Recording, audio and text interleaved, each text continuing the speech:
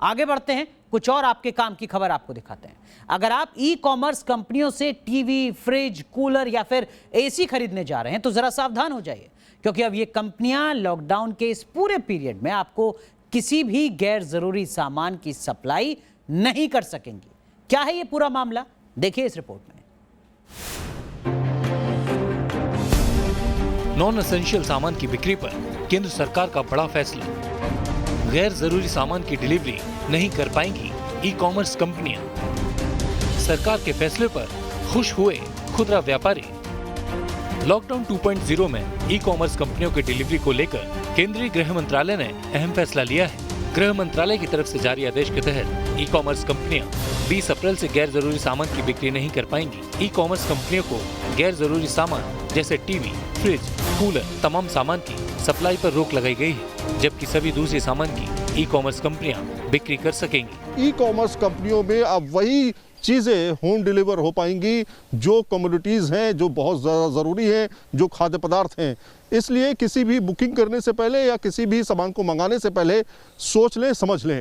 दरअसल केंद्र सरकार ने ई कॉमर्स कंपनियों की तरफ से गैर जरूरी सामान की सप्लाई पर 3 मई यानी कि लॉकडाउन पीरियड तक रोक लगाई हुई है। खुदरा व्यापारी सरकार के इस फैसले का खुले दिल से स्वागत कर रहे हैं। नॉन एसेंशियल कमोडिटीज को ले जाने के लिए जो ई कॉमर्स को छूट दी गई थी, उस छूट को आज वापस ले लिया है, जिसका देश के 7 करोड़ व्यापारी स्वागत करते हैं।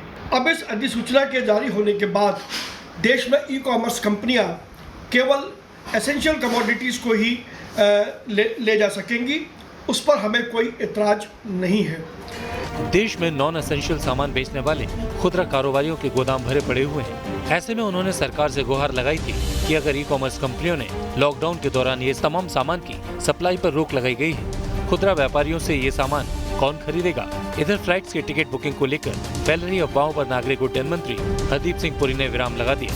पुरी ने ट्वीट कर साफ किया कि घरेलू और अंतर्राष्ट्रीय यात्री उड़ान की सेवाएं शुरू करने का अभी कोई विचार नहीं है। उन्होंने एयरलाइंस को सलाह दी कि सरकार की एडवाइस के बाद ही टिकट बुकिंग खोली जाए। एयरलाइंस कंपनियां जो कि अभी तक बुकिंग कर रही थी, उनके लिए सरकार ने निर्देश दिया है कि वो बुकिंग ना करें जब तक सरकार इस पर कोई आदेश जारी नहीं करती है।